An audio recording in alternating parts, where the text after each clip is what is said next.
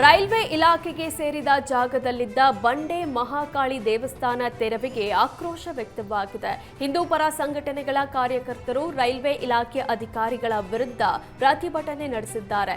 ನೈಋತ್ಯ railway DRM Bela ವಿರುದ್ಧ ಕಿಡಿಕಾರಿದ ಪ್ರತಿಭಟನಾಕಾರರು ತಮ್ಮ ವೈಯಕ್ತಿಕ ಲಾಭಕ್ಕಾಗಿ ದೇವಸ್ಥಾನ ಧ್ವಂಸ ಮಾಡಿದ್ದಾರೆ ಅಂತ ಆರೋಪ ಮಾಡಿದ್ದಾರೆ. ಶನಿವಾರ ನಾವೇ ದೇವಸ್ಥಾನ ಕಟ್ತೇವೆ, ಮೊದಲಿದ್ದ ದೇವಸ್ಥಾನಕ್ಕಿಂತ ದೊಡ್ಡ ದೇವಸ್ಥಾನ ಕಟ್ಟೋದಾಗಿ ಎಚ್ಚರಿಸಿದ್ದಾರೆ.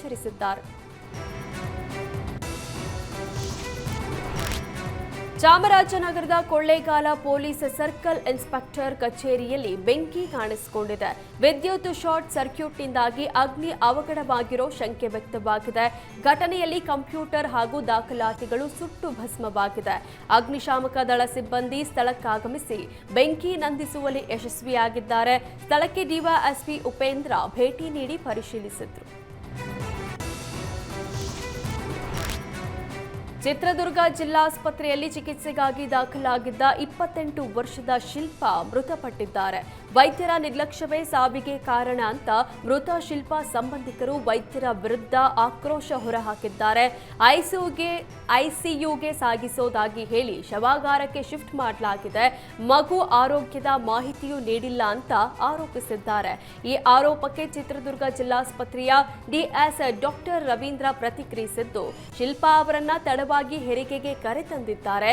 ಹೆರಿಗೆ ವೇಳೆ ಉಸಿರಾಟ ತೊಂದರೆಯಿಂದ ಶಿಲ್ಪಾ ಮೃತಪಟ್ಟಿದ್ದಾರೆ. ಹೃದಯ ಸಂಬಂಧಿ ಸಮಸ್ಯೆ ಬಗ್ಗೆ ಪರಿಶೀಲಿಸಬೇಕಿದೆ. ಶಿಲ್ಪಾಗೆ ಹೆಣ್ಣು ಮಗು ಜನಿಸಿದ್ದು ಐಸಿಯುನಲ್ಲಿದೆ ಅಂತ ಸ್ಪಷ್ಟಪಡಿಸಿದ್ದಾರೆ. ವೈದ್ಯರ ವಿರುದ್ಧ ಶಿಲ್ಪಾ ಸಂಬಂಧಿಕರು ಆರೋಪದ ಬಗ್ಗೆ ತನಿಖೆ ನಡೆಸಿ ಸೂಕ್ತ ಕ್ರಮ ಕೈಗೊಳ್ಳೋದಾಗಿ ಹೇಳಿದ್ದಾರೆ. ಶ್ರೀಮಂತ ವ್ಯಕ್ತಿಗಳಿಗೆ ಹನಿ ಟ್ರ್ಯಾಪ್ ಮಾಡ್ತಾ ಇದ್ದ ಫ್ಯಾಷನ್ ಡಿಸೈನರ್ ಬೆಳಗಾವಿಯ ಟಿಳಕವಾಡಿ ಪೊಲೀಸರು ಬಂಧಿಸಿದ್ದಾರೆ. ಇನ್ಸ್ಪೆಕ್ಟರ್ ಪರಶುರಾಮ ಪೂಜೇರಿ ತಂಡ ಭರ್ಜರಿ ಕಾರ್ಯಾಚರಣೆ ನಡೆಸಿ ಖತರ್ನಾಕ್ ಲೇಡಿಯನ್ನ ಅರೆಸ್ಟ್ ಮಾಡಿದ್ದಾರೆ. ಬಾಗಲಕೋಟೆ ಜಿಲ್ಲೆ ಮಹಾಲಿಂಗಪುರದ ದೀಪಾ ಅವಟಗಿ ಬಂಧಿತ ಆರೋಪಿಯಾಗಿದ್ದಾಳೆ. ಸ್ನೇಹಿತ ಶಿವಾನಂದ ಮಠಪತಿ ಜೊತೆ ಸೇರಿ ಸೋಷಿಯಲ್ ಮೀಡಿಯಾ ಮೂಲಕ ಶ್ರೀಮಂತರನ್ನ ಪರಿಚಯ ಮಾಡಿಕೊಂಡು ಕೆಟ್ಟಾಗೆ ಬೀಳಿಸ್ತಾ ಇದ್ಲು. ಆ ನಂತರ ಬ್ಲ್ಯಾಕ್ ಮೇಲ್ ಮೂಲಕ ಬೆದರಿಸಿ ಲಕ್ಷಾಂತರ ರೂಪಾಯಿ ವಸೂಲಿ ಮಾಡ್ತಾ ಇದ್ಲು. ಹೆಸರಾಂತ ಉದ್ಯಮಿಗೆ ಹನಿ ಟ್ರ್ಯಾಪ್ ಮಾಡುವ ವೇಳೆ ಚಾಲಾಕಿ ಮಹಿಳೆ ಪೊಲೀಸರಿಗೆ ಸಿಕ್ಕಿಬಿದ್ದಿದ್ದಾಳೆ. ಬಂಧಿತಳಿಂದ ಪೊಲೀಸರು ಒಂದು ಫಾರ್ಚುನರ್ ಕಾರು, ಒಂದು ಮಾರುತಿ ಸುಜುಕಿ, 11 ಮೊಬೈಲ್ ಸೇರಿ ಒಟ್ಟು 32,86,000 ಮೌಲ್ಯದ ವಸ್ತುಗಳನ್ನು ಜಪ್ತಿ ಮಾಡಿದ್ದಾರೆ.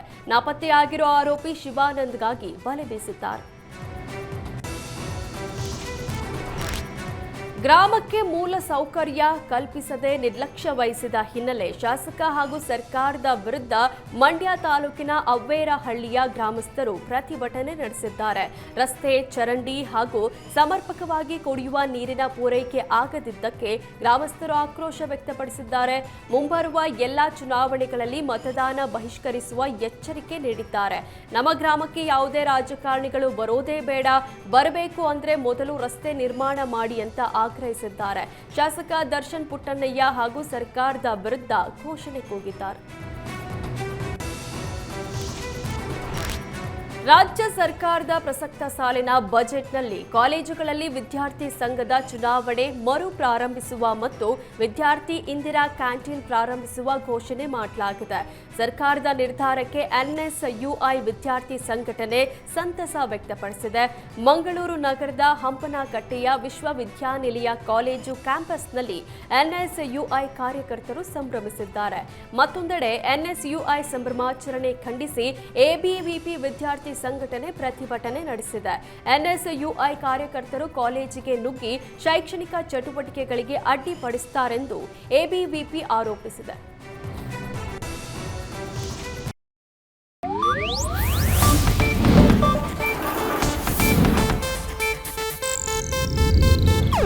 ಇದು ಏಷ್ಯಾನೆಟ್ ನ್ಯೂಸ್ ನೆಟ್ವರ್ಕ್ ಪ್ರಸ್ತುತಿ.